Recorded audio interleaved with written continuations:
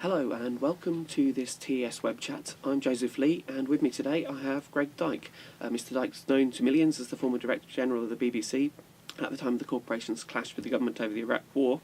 He also manages to fit in being Chairman of Brentford SC and Chancellor of the University of York. But he's here today as Chairman of the British Film Institute to talk about the BFI's new £26 million investment in film education through the new organisation Film Nation. Now, Mr. Dyke, we've had several questions from teachers who clearly value the existing initiatives such as Film Club and National Film Week. Can you outline what sort of changes you're hoping to see in film education, and will those existing programmes still be supported?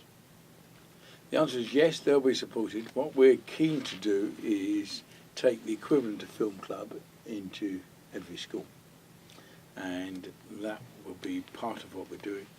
But we also want to go wider than that. There are other ways of getting kids of that age. We want to do that. We also want to aim. It seems ridiculous to us that in a world where kids, the moving image is either which they watch or which they've shot. The moving image is the major means of communication.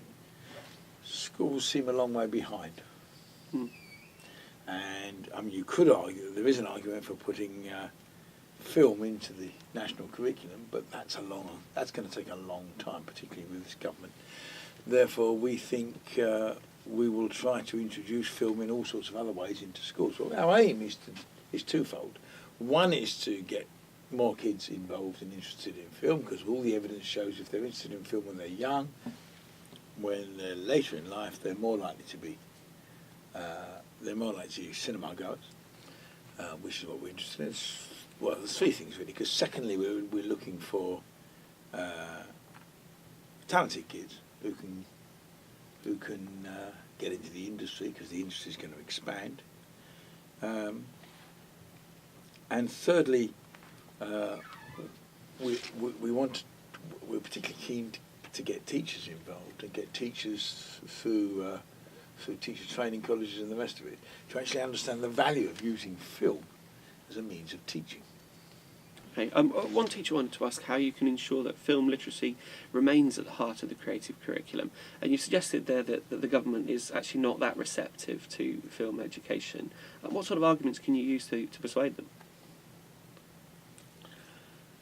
I think we will continue to try to persuade them, but I think we'll go around them.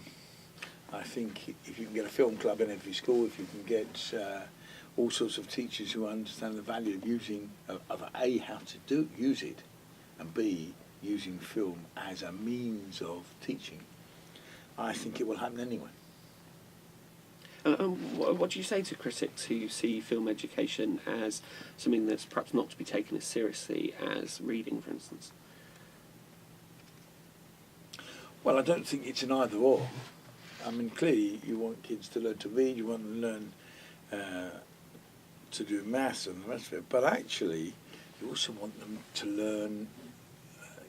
You've only got to look at YouTube, and you've only got to look at what's happened in recent years. This explosion, in 20 years really, this explosion of the use of video as a means of communication and a means of information. That's what we're about.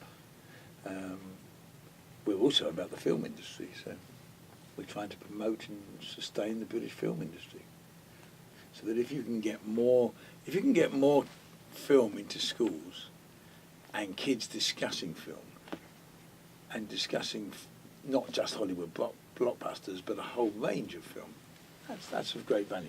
Yeah. On the subject of sort of broadening children's education in film, a language advisor in North London was asking about foreign film. She said she's got hugely positive feedback taking primary children to see French subtitled films, and is asking, should that be compulsory for school, given the introduction of compulsory languages in primaries next year?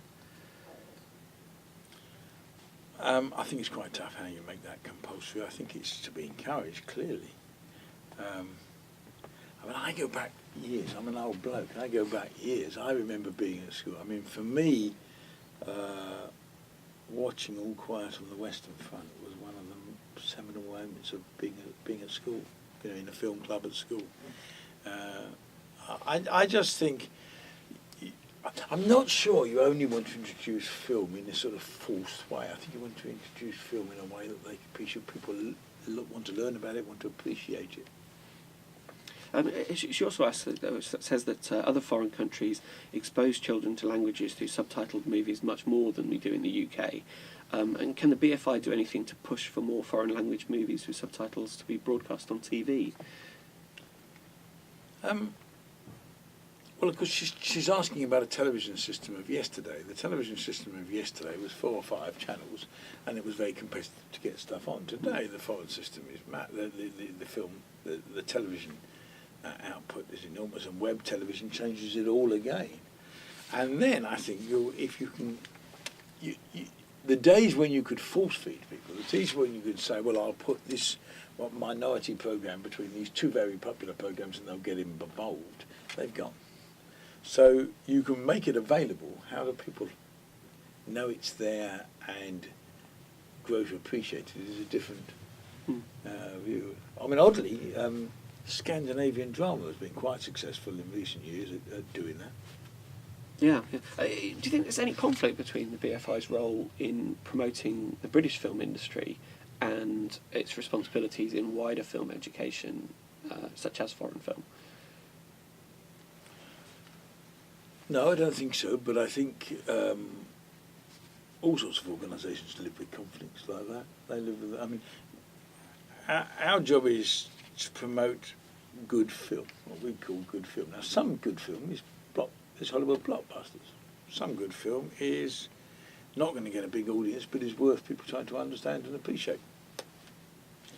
It's some of it is foreign film. The way to introduce people to foreign film, I suspect, is through very good, very popular foreign films. We've had a question from the Scala Cinema in North Wales, which was very complimentary about the BFI announcement, and said that they've drawn up a film education strategy in response to it themselves. But they want to know what you think are the main barriers to be overcome to take advantage of this opportunity to reach young people. And I suppose, what's your advice for parts of the film industry that want to engage with schools? I think that the barrier, I mean, film club has been pretty successful getting into some schools. I think the barrier is the schools where nobody's interested. If you're actually a film club, it's normally about 1 or 2 teachers and it's about head teachers who've been sold. The real question is, if you're not going to do it by compulsory means, which we're not, how can you get the head teachers who aren't film buffs or aren't keen on film? How do you get them involved? And somewhere you've got to produce results. You've got to show, look, actually, this is what it means to your kids. So, I mean, if you've got that kind of evidence from the work that's been done in the past with the smaller group of schools that you can show to convince the schools that are holding out? Yes, the bits I've seen, I mean, there's clear evidence that if you get involved in film at an early stage in your life, you stay involved in film for most of your life. There's clear evidence of that. Now, that doesn't necessarily mean for the head teacher, well, why should I do it? Do I care whether I get involved in film? I think you've just got to look at it and say, look, actually, this is the medium of the 21st century. This is how people are going to increasingly communicate.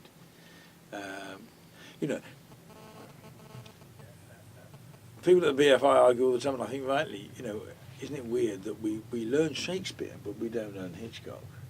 And yet it's that movement of when does something go from being entertainment to being an academic discipline? And somewhere along that line. There are serious people who study film, but that's not really done in schools, I don't think. No, and I suppose there's the broader idea of film literacy, of the children having the ability to communicate themselves through film. Why do you think that will be important in the future? I mean, what sort of what sort of context might they be using? I remember going along to film club at one school, and there they were, and there was some kid who stood up and said he uses this great big video machine, but he can shoot film, so he uses it because he couldn't afford a camera and the rest of it. I just think it would be a mistake not to understand how much this medium in the 21st century it's a sexy medium, but it's always been a sexy medium, but how it's now available to everybody. You know, anyone who's got an iPhone or its equivalent can shoot film. Mm. You know, when I was first in television, it was still a rarefied business where you turned up with 19 people and upset everybody and turned all their lights off, and that's all gone.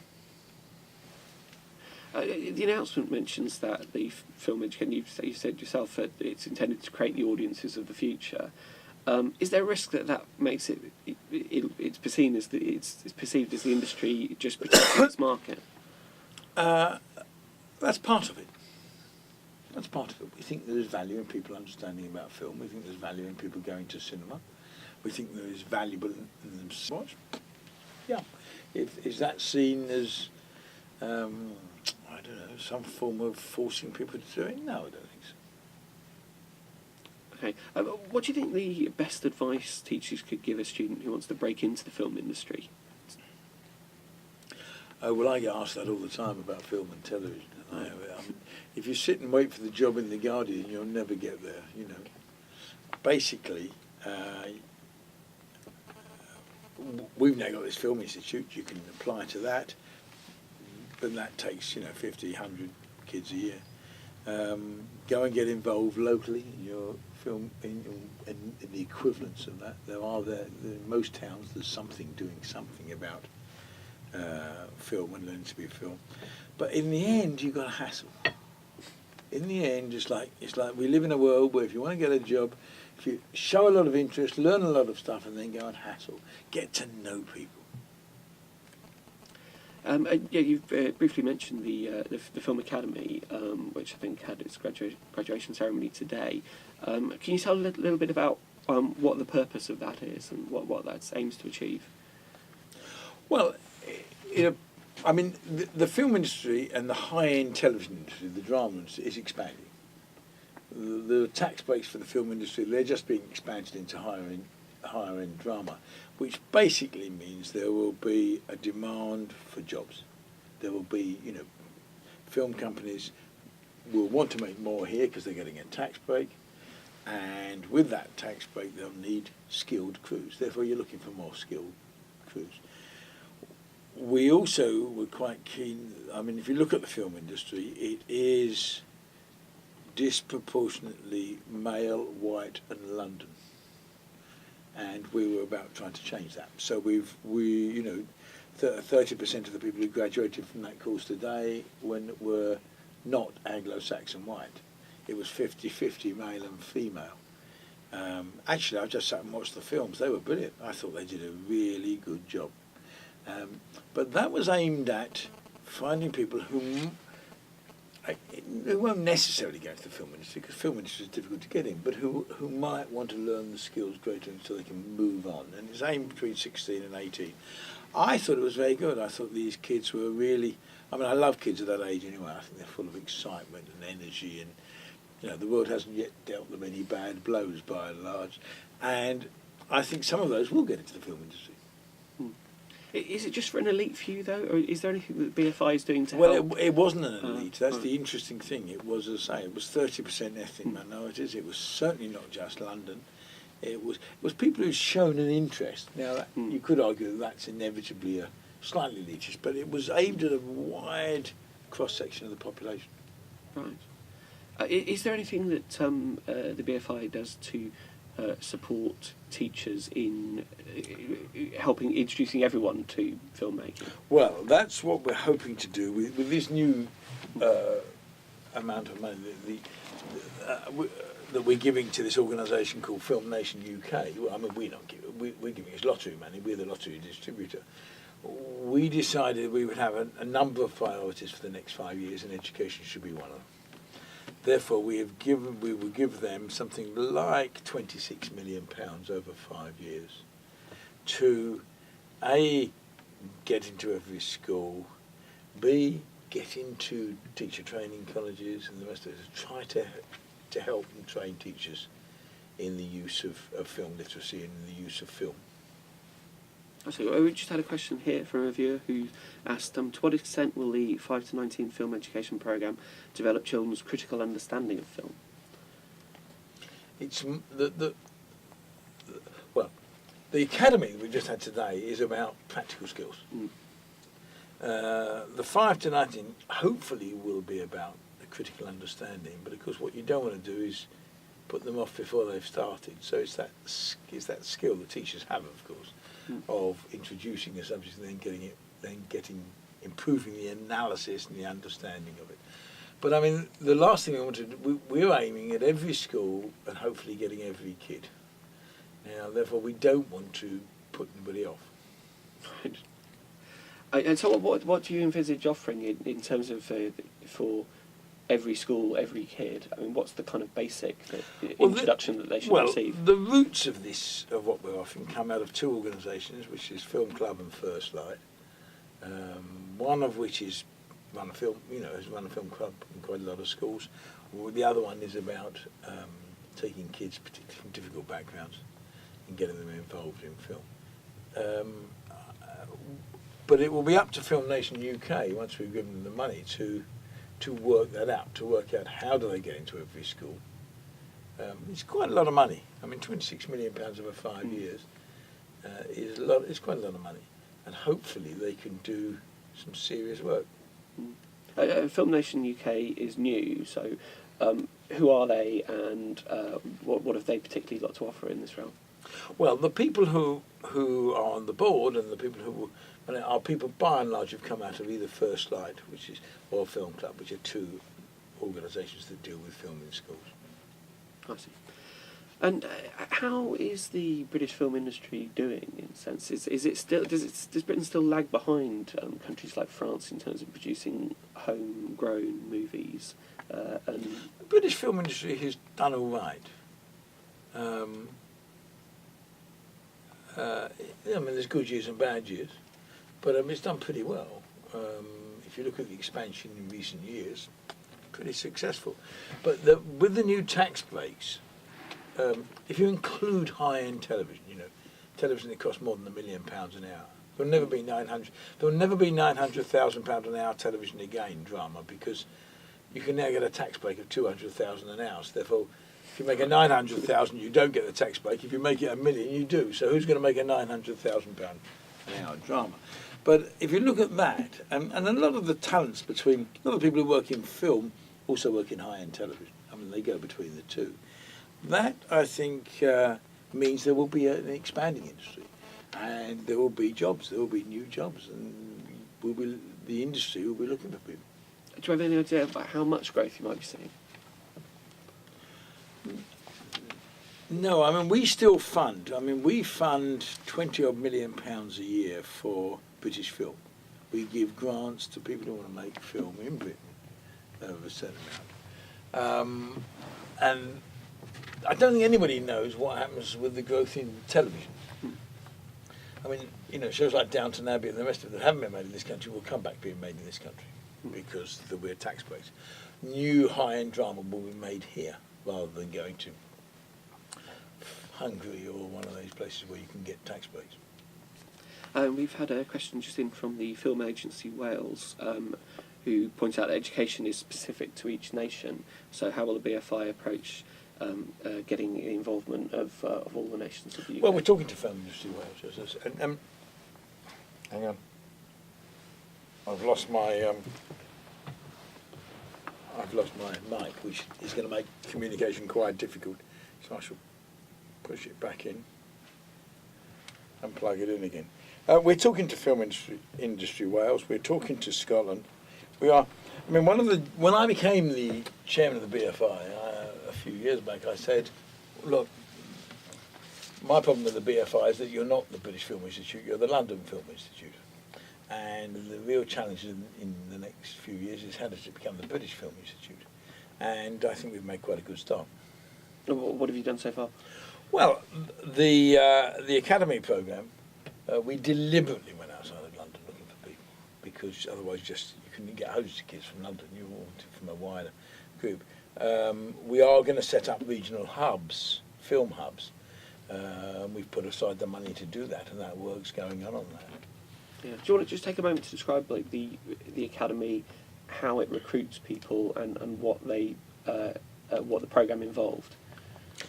Well, it recruited regionally, I mean, it did recruit in London as well, but it recruited regionally.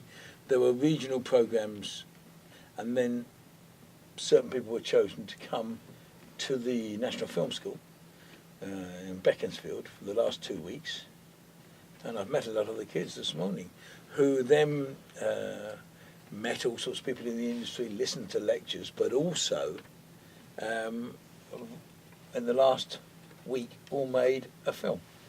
And some of the people who came were, someone was the producer, someone was the director, someone was the cameraman, someone was the sound man, someone did the editing. These are all kids, and they're all learning these talents. And hopefully what they'll have got is an enthusiasm for the industry. Now, not all of them are going to work in the film industry. There aren't enough jobs over time to do this. But some will, and others will just grow to appreciate film. Okay, we've had another question here, which is asking, how will Filmation success be measured? Oh God, we will. Well, we're at an early stage. We've announced this is going to be the group. This is going to be the group who get the money. Now we'll get into that whole process. We've written. I mean, we've spent a long time on this and doing the specification what we want for them, and then we will come up with a whole set of measures. I mean, it's one of the easy things. I mean, only politicians think making policy is easy. Is the difficult bit. You know, anyone can make policy. The difficult bit is doing it, and that's what we will measure them on. And how many schools have they got into? What's been the success? What has been the effect? You know, having worked around the private sector and the public sector over years, I mean, measuring effectiveness in the private sector is much easier than in the public sector because it either works or it doesn't. You either make some money or you don't. In the public sector, it's much harder. And too often do you see people coming up with, you know, brilliant explanations of how successful they've been, but you think, hang on, has that really been true? Therefore, you've got to have measurements without going where New Labour went to, you know, which is measuring everything. Yeah. And would you see this as a sort of forerunner of trying to campaign to get film education on the national curriculum? Oh, we would love film education to be on the national curriculum. I find it quite hard to believe it's going to happen with this government. I think it's not impossible with if there was another government. I think it's quite difficult with this government. And have you actually had conversations with them about film in the national curriculum? Have you had meetings? I think there have been discussions. I haven't had them, but I think there have been discussions. But I think we've decided that's too difficult a nut to crack at this stage. There are other ways of getting film into schools. Yeah.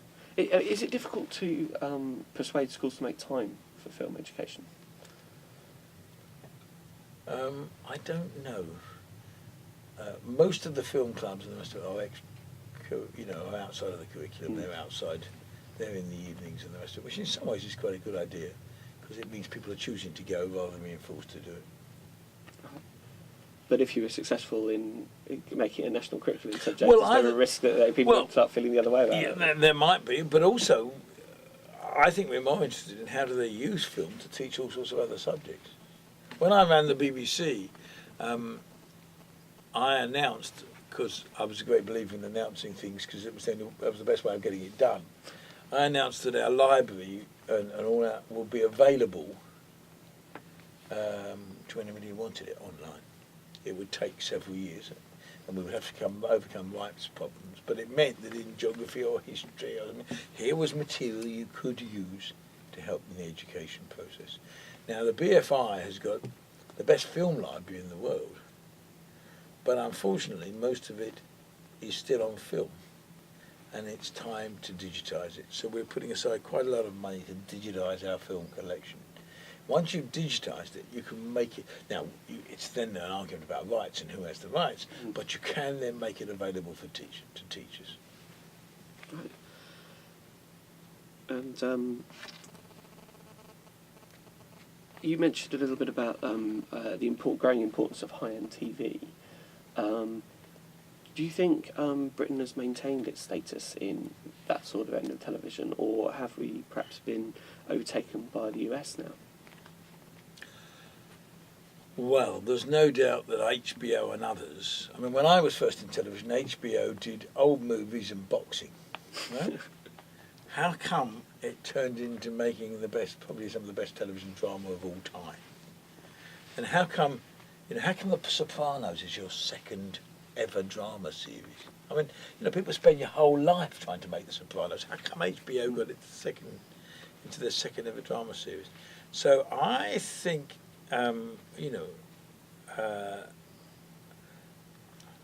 what happened in the States is that paid television, the paid television suppliers, the paid television channels, realised they had to offer something better than the networks, and they went into the world of high-end drama. If you look at what happened in Britain with paid television, all that money went to footballers. Paid television in Britain was built around football, not around high-end drama. Now, that's beginning to change. Sky's spending a lot more money now on drama. Whether they continue to do it, it will be interesting to see. So I do think, although I still think we've got some brilliant drama in this country, I think you're right. I do think the American pay networks, the American pay services, pinched our mantle in many ways and started making some wonderful drama. As I said earlier, I'm also interested in Scandinavian drama because they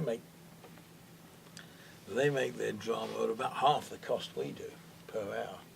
How do they do that and make things that are quite as good? The Killing is one of those series that changed the world, really. Suddenly here's a show bought for BBC4 that's suddenly getting quite significant audiences, but also talked about everywhere. So I do think whoever took the decision to commission The Killing, 22 hours of a brand new show, that's a very brave decision. I doubt whether you get that in any of the networks in Britain. And do you think the next big revolution will be in the sort of internet streaming networks, things like Netflix, beginning to commission original drama? I think internet television over time will replace all else, right? But quite how long? Is that 5 years or is it 30 years? I suspect it's closer to 30 years than 5 years. But in the end, internet... Now, the problem, once you get into a television world where there is everything available, is you then have to start spending a fortune on marketing to actually get anybody to know anything about it. Whereas when I first went into television, and the years I spent in television, you were your own, you had a 30% share or something, and therefore your own marketing, you could market your own product. That's going to get tougher and tougher as the years go by. So marketing becomes important, word of mouth becomes important, Twitter becomes important, all these other means of communication become important. Okay, well, Mr. Dyke, I think that's all we've got time for. So thank you very much for your time, for joining us, and thanks to all of you for your questions.